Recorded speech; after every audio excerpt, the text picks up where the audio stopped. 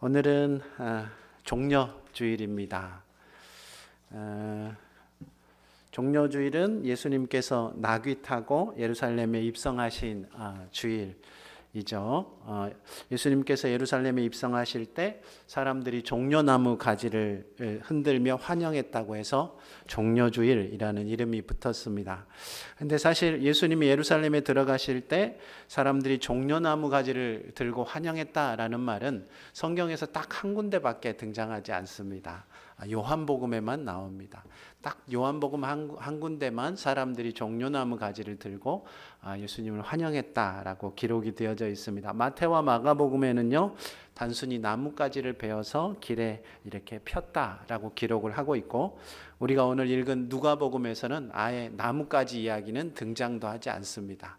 그러니까 종려주일이라고 하기에는 뭔가 조금 좀 미심쩍은 것이 있어요. 그래서 고대로부터 이 종려주일은 다른 이름으로 많이 불렸습니다. 예수님이 입성하실 때 사람들이 노래를 불렀던 호산나라는 이름을 따와서 호산나 주일이라고 부르기도 하고요. 이 종려주일부터 고난주간이 시작이 되어졌다 그래서 고난의 주일이라고 불리기도 하고, 또 고대에서는 이 종려주일에 세례를 받는 사람들이 준비하는, 그러니까 세례 지원자들을 위한 주일이어서 세례 지원자 주일이라고 부르기도 했습니다. 무슨 얘기냐면 종려주일이라는 이 말이 이 종려주일이 가지고 있는 의미를 충분히 담아내지 못하는 그런 이름이다라는 말씀을 제가 드리고 있는 겁니다. 그래서 오늘 우리가 좀 생각해 보아야 하는 것은, 그러면 이 종려주일이라는 말 속에 충분히 담아내지 못하고 있는 이 종려주일의 의미가 뭘까? 우리 오늘 종려의 이야기가 전혀 나오지 않은 누가복음의 이야기를 통해서 이 종려주일이 가지고 있는 아주 중요한 의미, 핵심적인 의미를 한번 생각해 보려고 합니다. 누가복음이 예수님의 예루살렘 입성과 관련하여서 보여주고 있는 그림이 세 가지가 있는데요. 하나는 나귀이고, 하나는 겉옷이고, 하나는 찬송입니다. 첫 번째 그림이 나귀인데요. 예수님께서 나귀 타고 예루살렘에 들어가셨습니다. 오늘 말씀해 보면 예루살렘이 예수님께서 감람산 내리막길에 가까이 오셨다라고 이야기하니까 이제 꼭대기에서 이제 내리막길에 왔다라는 그런 의미이기도 하고, 혹은 아예 내리막길에 이제 접어들어서 내려오고 오셨다라는 그런 의미이기도 하겠습니다. 예루살렘에 갔다 온 사람들의 이야기인데요. 이렇게 보면 내리막길에 이렇게 내려오는 길이 굉장히 가파르답니다. 그래서 밑에서 이렇게 위쪽으로 보면 이 나귀를 타고 내려오면 그야말로 우뚝 솟은 마치 누군가가 하늘에서 막 임하는 것 같은 그런 느낌이 든다고 합니다. 그러니까 이 예수님이 나귀 타고 오는 모습이 그야말로 위풍당당하게 내려오는 모습이다라고 생각해 볼 수 있겠습니다. 이 모습은 구약의 스가랴 선지자의 예언을 떠올리기도 하는데요. 우리 참고 말씀 첫 번째입니다. 스가랴 9장 9절 말씀입니다. 우리 스가랴 9장 9절 말씀 함께 읽습니다. 시작. 시온에 따라 크게 기뻐할지어다. 예루살렘에 따라 즐거이 부를지어다. 보라, 내 왕이 내게 임하시나니 그는 공의로우시며 구원을 베푸시며 겸손하여서 나귀를 타시나니 나귀의 작은 것 곧 나귀 새끼니라. 아멘. 스가랴 선지자, 구약의 선지자가요, 이스라엘을 구원할 왕이 올 것이다 라고 예언을 해놨는데, 이 왕은 무엇을 타고 오느냐? 나귀를 타고 예루살렘에 올 것이다 라고 예언해 놓았다라는 거죠. 그러니까 예수님께서 나귀를 타고 예루살렘에 들어가셨다라는 것은 예수님이 이스라엘을 구원할 왕으로 오셨다라는 이야기를 하고 있다고 할 수 있겠습니다. 두 번째, 성경이 보여주는 그림은 겉옷입니다. 예수님이 앉으시도록 나귀의 위에도 깔았고, 그리고 카페트처럼 길에도 사람들이 겉옷을 깔았습니다. 우리가 그냥 이 말씀을 읽다 보면 사람들이 겉옷을 깔았나 보다 하겠지만, 이 겉옷이라는 것이 굉장히 중요한 의미를 가지고 있습니다. 만일 여러분이 굉장히 부모님이 아끼시는 옷이 여러분 앞에 놓여 있다면 여러분 어떻게 하시겠습니까? 이 어머니가 도대체 우리 아바이가 도대체 정신을 어디다 두고 옷을 여기다가 놓고 가셨나 하고 밟고 지나가시겠습니까? 휙 던져 놓으시겠습니까? 불효자들만 계시나요? 아무도 그러지 않을 겁니다.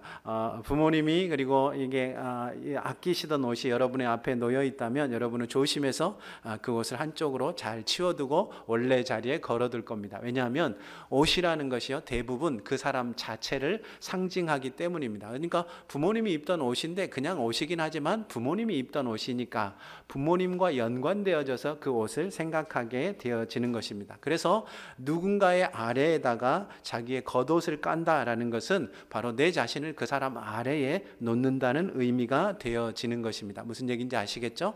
내가 그 앞에 엎드릴 수는 없으니까 나 대신 뭘 놓는 거예요? 옷을 놓는 겁니다. 그러니까 내가 그 앞에 엎드린다라는 의미가 되어지는 것입니다. 이런 의미를 가장 잘 보여주는 말씀이요 열왕기하 9장 12절 13절 말씀입니다. 우리 참고 말씀 두 번째 열왕기하 9장 12절 13절 말씀 함께 읽으시죠. 열왕기하 9장 12절 13절입니다. 시작. 무리가 이르되 당치 아니한 말이라 청하건대 그대는 우리에게 이르라 하니 대답하되 그가 이리이리 내게 말하여 이르기를 여호와의 말씀이 내가 내게 기름을 부어 이스라엘 왕으로 삼는다 하셨다 하더라 하는지라. 무리가 각각 자기의 옷을 급히 가져다가 섬돌 위 곧 예후의 밑에 깔고 나팔을 불며 이르되 예후는 왕이라 하니라. 아멘. 선지자 생도 한 명이 예후라는 사람에게 와서 그 머리에 기름을 붓고 왕으로 세웠습니다. 그러자 예후가 그 주변의 사람들에게 그 선지자의 생도가 와서 나한테 기름을 부어가지고 하나님께서 나를 이스라엘의 왕으로 세우신다라고 이야기했다라고 이야기합니다. 그러니까 그 얘기를 듣자마자 그 주변에 있는 사람들이요 다 겉옷을 벗어서 예후의 밑에 깔았다 그 얘기입니다. 그러니까 예후를 왕으로 받든다 그런 얘기죠. 그리고 그 밑에다가 옷을 깔고 예후는 왕이다라고 선언했으니까 자신들이 바로 그 예후의 권위에 복종할 것이다라는 것을 선언하는 겁니다. 그러니까 예수님께서 나귀를 타실 때 사람들이 겉옷을 벗어서 그 밑에 깔았다라는 것 역시 예수님이 왕이심을, 그래서 예수님을 왕으로 모실 것임을 분명하게 보여주는 것이라고 할 수 있습니다. 세 번째 그림은요 찬송입니다. 오늘 말씀 38절 함께 읽습니다. 오늘 말씀 38절입니다. 시작.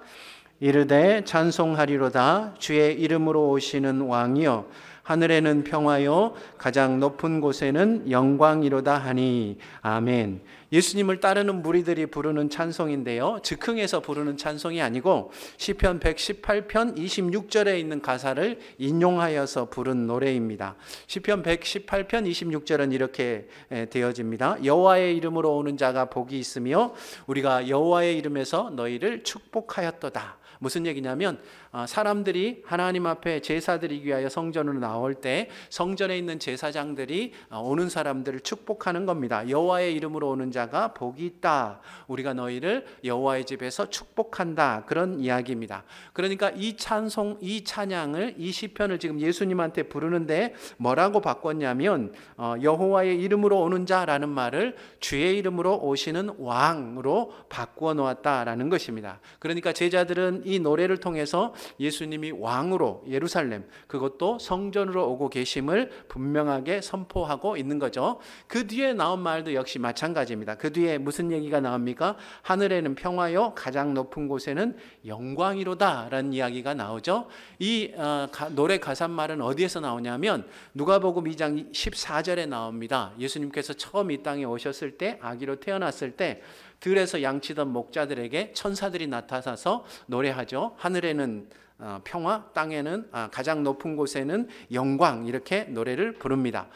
그러니까 왕이신 예수님께서 이 땅에 오셨을 때 불려지던 찬송이 이제 왕이신 예수님께서 예루살렘에 들어갈 때 한 번 더 불려지는 겁니다. 뒤에 한 번 더 불려지는데 이렇게 이 중요한 찬송이 왕이 굉장히 이 땅에 오실 때 그리고 예루살렘에 들어가실 때 그때마다 중요한 포인트마다 이 찬송이 울려 퍼지고 있다라고 이야기할 수 있겠습니다.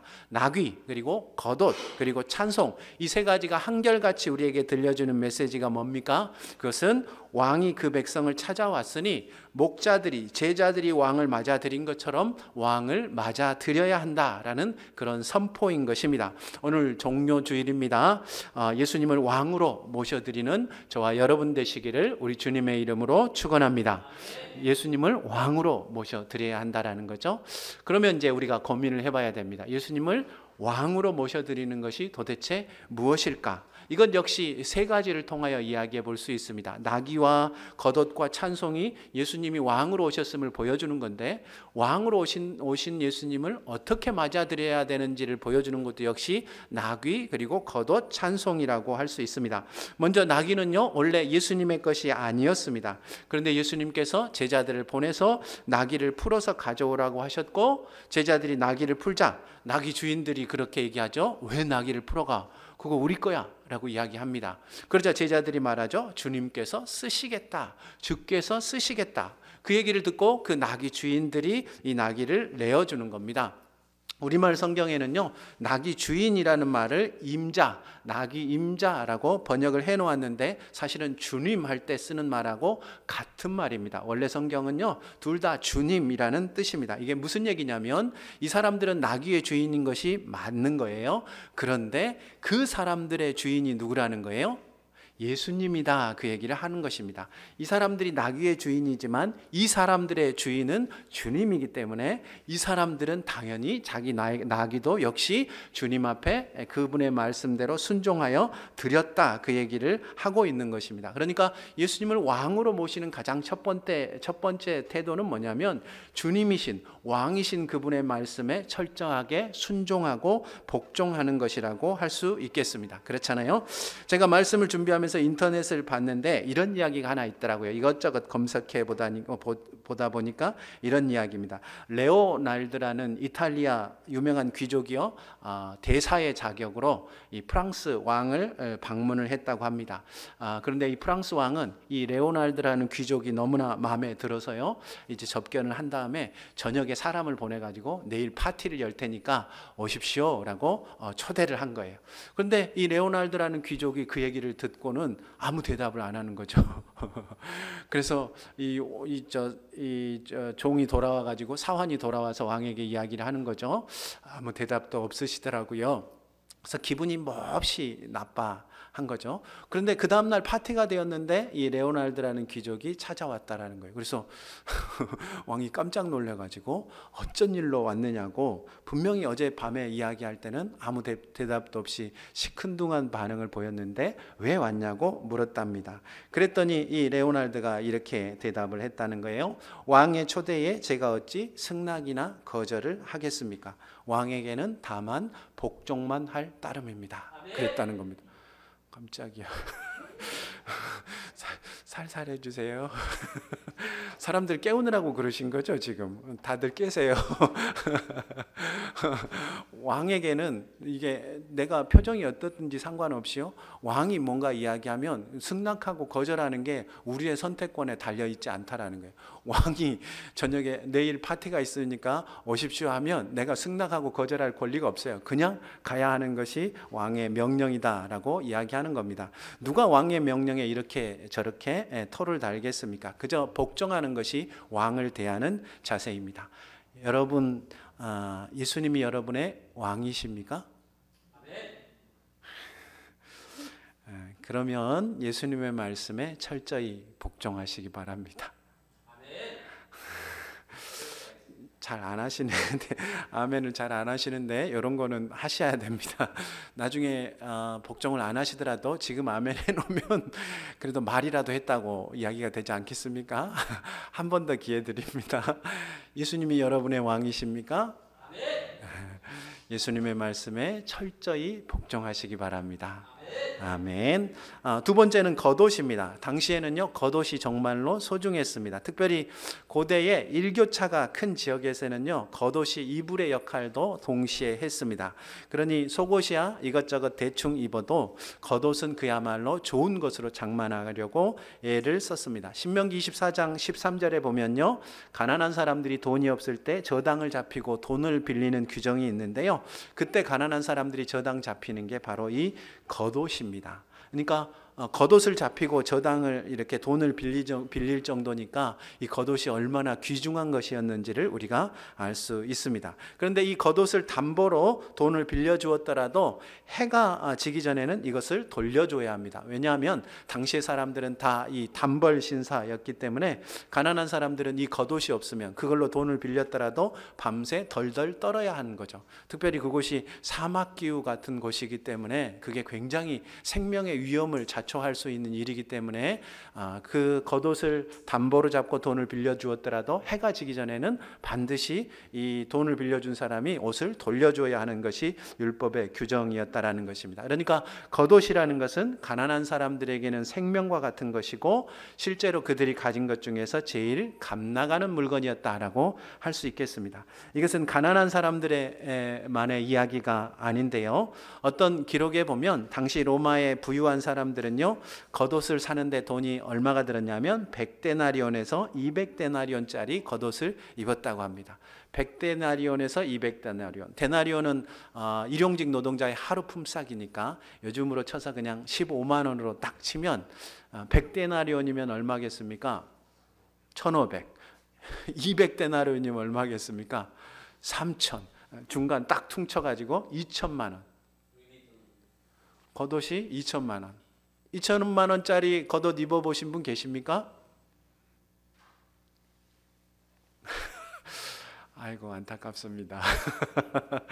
그러니까 정말로 자신이 가지고 있는 것 중에서 제일 값진 것을 따지라고 하면 그 사람들도 겉옷이었다라고 이야기할 수 있겠습니다. 겉옷은요, 가난한 사람이나 부자나 모두에게 가장 값지고 소중한 것이었다라고 할 수 있겠습니다. 그러니까 예수님을 왕으로 모신다라는 것은 예수님 아래 겉옷을 깔았던 제자들처럼 나귀의 발 앞에 겉옷을 깔았던 이 사람들처럼 예수님께 가장 귀한 것을 드린다라는 말인 것입니다. 예수님 왕이니까 왕에게는 무엇을 드려야 합니까? 제일 귀한 것을 드려야 한다라는 겁니다.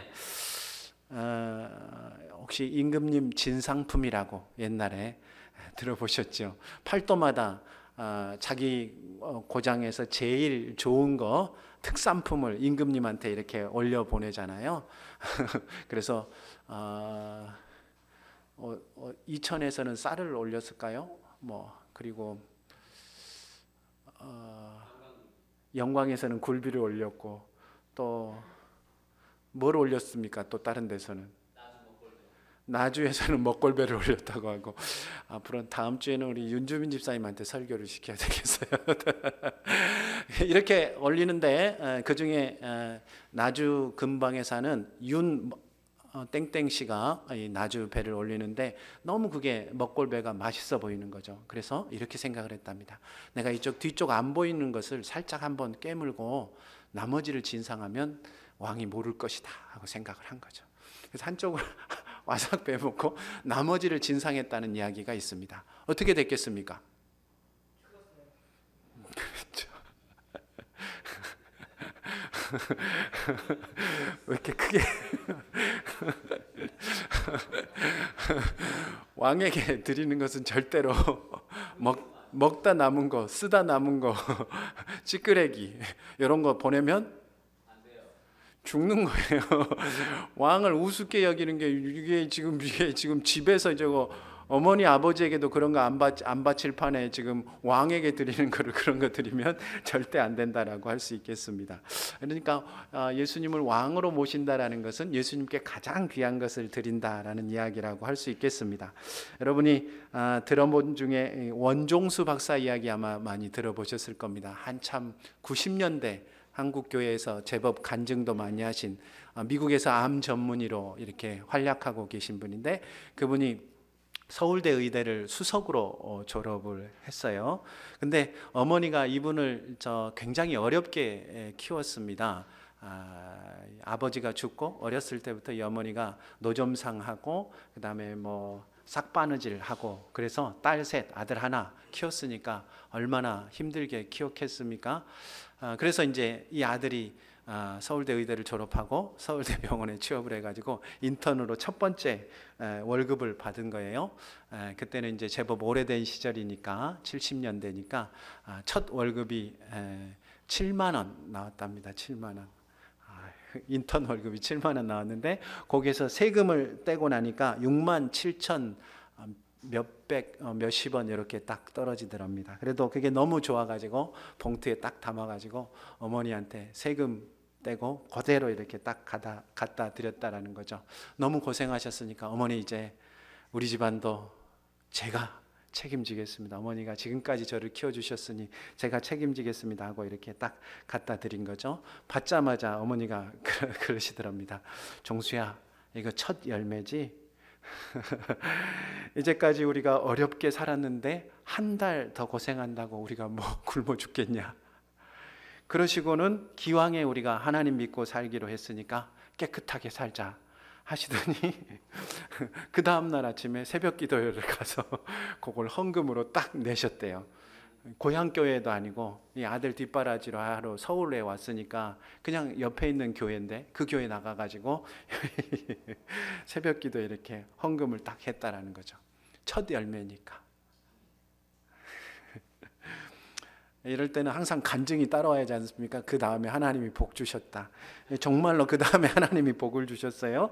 헌금하고 얼마 안 있다가 두 번째 월급을 받기 전에 그날만 기다리고 있었던 거죠. 이거 첫 열매는 하나님한테 드렸으니까 하나님이 두 번째 열매는 더 좋은 걸 주실 거야 하고 기다리고 있는데 학장님한테서 전화가 왔다랍니다. 전화가 왔는데 자네가 의사고시에서 1등 했네. 전국에 이제 의사들이 의사 시험을 보잖아요. 전국 보는데 그 의사고시에서 이분이 1등을 한 거죠. 근데 그때는 의사고시 1등하면 나라에서 상금이 나왔는데 상금이 7만 원. 그래서 그랬답니다. 이분이 하나님이 참 계산도 정확하시구나.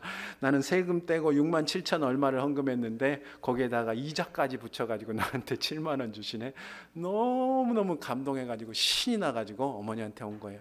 어머니, 정말 어머니가 오르셨습니다. 첫 열매를 하나님 앞에 드렸더니 하나님께서 이자까지 붙여서 저희에게 주셨습니다. 어머니, 이제부터 우리가 정말 하나님 주신 복으로 행복하게 잘 살아요. 이렇게 딱 드렸더니 어머니가, 종수야, 너 전에 상금 타본 적 있냐?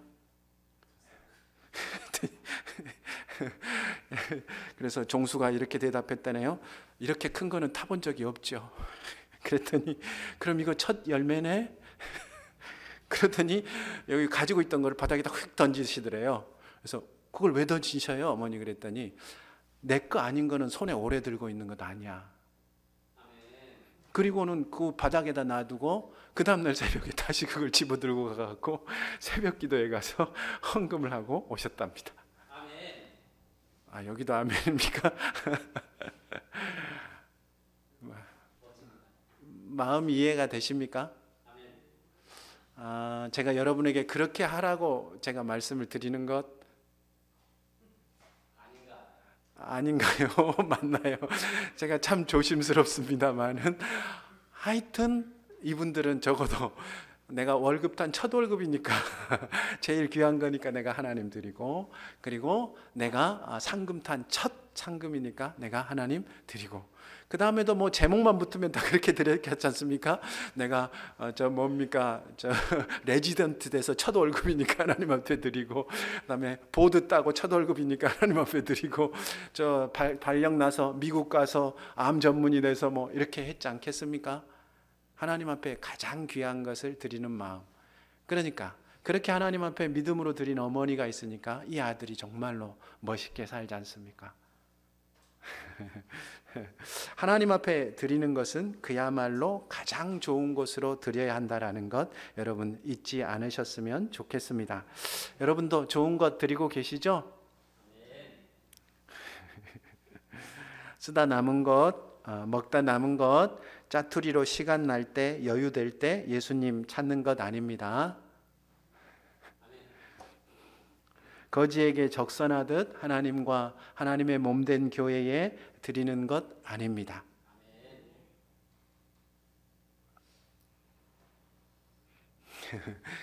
제 마음을 여러분이 알아주셨으면 좋겠습니다. 양의 문제가 아닙니다. 돈의 문제가 아니고 마음의 문제입니다. 그렇죠? 여러분 절대 그런 마음으로 우리 하나님 앞에 또 하나님의 몸된 교회에 그렇게 하지 마시기 바랍니다. 그분이 우리의 왕이시잖아요. 왕에게는 제일 좋은 것 갖다 드리셨으면 좋겠습니다. 세 번째는 찬송입니다.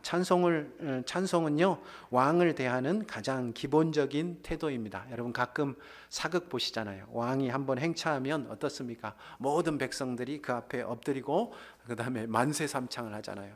왕이여 만세, 만세, 만세, 막 큰 소리로 예를 표합니다. 그것이 왕을 대하는 가장 기본적인 자세입니다. 왕을 대할 때는요, 무엇이 나와야 하냐면 찬양이 자연스럽게 나와야 한다라고 이야기하는 것입니다. 미국 어떤 신학교에 정말로 설교 잘하는 교수님이 계시는데요, 이 교수님이 정말로 설교를 잘하시고 많은 사람들에게 감동을 주기 때문에 정말 하나님의 나라에 가면 상이 많을 것으로 늘 생각하고, 본인도 그렇게 생각하고 주변 사람들도 그렇게 생각하는 그런 교수님이었다고 합니다. 그런데 이 교수님이 어느 날 꿈을 꾼 거죠. 그런데 꿈을 꿔서 천국에 갔더니 천사가 이런 이야기를 하더랍니다. 천국에는 신학을 잘하는 사람은 절대 필요 없습니다. 설교 잘하는 사람도 필요 없습니다. 천국에는 찬송할 사람만 필요합니다. 이렇게 얘기했답니다. 여러분 그렇지 않겠습니까? 천국에 가는데 천국에서 설교할 사람이 필요가 있겠습니까? 아무짝에도 필요 없습니다. 성경 잘하는 사람이 필요하겠습니까? 하나님 그 앞에 계시는데 아무짝에도 필요 없습니다. 천국에 단 하나는 아니겠지만 제일 필요한 사람은 하나님 앞에서 하나님을 찬양하고 영광 돌리는 사람 아니겠습니까? 그래서 그 다음 날부터 이 교수님이요 확 바뀌었다는 거 아닙니까? 그 전에는 설교할 때는 막 불을 뿜었지만 찬양할 때는 입을 딱 담고 웅얼웅얼 빛나고 높은 보좌와 빛나든지 말든지 이렇게 하시던 분이 그 다음부터는 입을 쩍쩍 벌려서 하나님 앞에 찬송했다고 합니다. 왕을 대하는 가장 기본적인 자세는요, 찬양이라고 할 수 있습니다. 예수님이 여러분의 왕이십니까? 그러시다면 여러분의 입에 항상 찬송을 달고 사셨으면 좋겠습니다. 오늘 말씀 39절 40절 그리고 44절 함께 읽으시겠습니다. 39절 40절 그리고 44절입니다. 시작. 무리 중 어떤 바리새인들이 말하되 선생이여 당신의 제자들을 책망하소서 하거늘 대답하여 이르시되 내가 너희에게 말하노니 만일 이 사람들이 침묵하면 돌들이 소리 지르리라 하시니라. 44절입니다. 또 너와 및 그 가운데 있는 내 자식들을 땅에 메어치며 돌 하나도 돌 위에 남기지 아니하리니 이는 내가 보살핌 받는 날을 알지 못함을 인함이니라 하시니라. 아멘. 제자들이 예수님을 왕으로 영접하고 찬양하는 것을 보고 바리새인들이 몹시도 불편해했습니다. 그래서 예수님께 얘기하는 거예요. 제자들 좀 나무라시라고 이야기한 겁니다. 아마 두 가지 중에 하나일 것 같습니다. 첫 번째는 당시 이스라엘이 로마의 지배를 받고 있었는데 만일 이스라엘의 왕이 출현했다라는 이야기를 로마가 들으면 반역으로 여기고 그러면 지금 누리던 그 평화마저 다 잃어버릴까 봐 두려워서 이 예수님의 제자들을 이렇게 자제하도록 예수님께 부탁을 했다라고 이해할 수도 있겠습니다. 또 하나는 단순히 예수님이 공공연히 왕으로 높임을 받는 것이 못마땅했을 수도 있습니다. 당신이 진짜 왕도 아니면서 제자들이 저렇게 오바하는 것을 왜 가만두느냐라고 항의하는 것이라고 할 수도 있겠습니다. 그러자 예수님이 그 사람들에게 대답하죠. 이 사람들이 침묵하면 돌들이 소리 지르리라. 무슨 얘기냐면 왕을 왕으로 맞아들이지 않으면 하나님께서 입 없는 돌들이라도 입을 주어서 찬양하게 할 것이다 라는 그런 의미로 우리가 받아들일 수 있습니다. 그런데 이것에는 또 하나의 다른 의미가 들어있는데요, 그게 하박국 2장 11절에 나와 있는 말씀입니다. 우리 참고 말씀 마지막 하박국 2장 11절 말씀 함께 읽으시겠습니다. 하박국 2장 11절 말씀입니다. 시작. 담에서 돌이 부르짖고 집에서 들보가 응답하리라. 아멘. 여기에도 돌이 소리 지른다라는 말이 나오는데요, 이 말씀은 하나님이 심판하실 때 일어나는 일을 묘사하는 것입니다.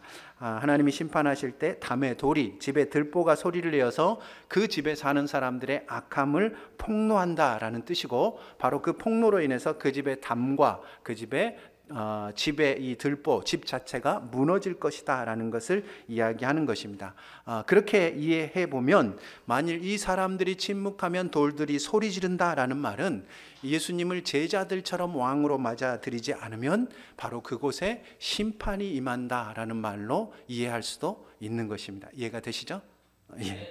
실제로 예수님이 이 말씀에 이어지는 말씀에서요, 예루살렘에 임할 심판에 대해서 말씀을 하십니다. 적들이 예루살렘을 포위하고 성에 있는 모든 사람을 잔인하게 죽이고 돌 하나도 돌 위에 남지 않도록 이 성 자체를 완전히 박살내 버리실 것이다, 박살내 버릴 것이다 라고 예수님께서 예언하시는 것입니다. 그리고 그 이유에 대하여 설명하신 것이 44절 말씀인데 뭐라고 해놨냐면 내가 보살핌 받는 날을 알지 못함이니라 라고 해놓고 있습니다. 보살핌 받는 날, 이것은 문자적으로 방문하는 때 이런 뜻입니다. 그러니까 누가 방문하는 때입니까? 왕이 방문했는데 그것들을 제대로 받아들여지 않기 때문에 그렇다라는 거죠.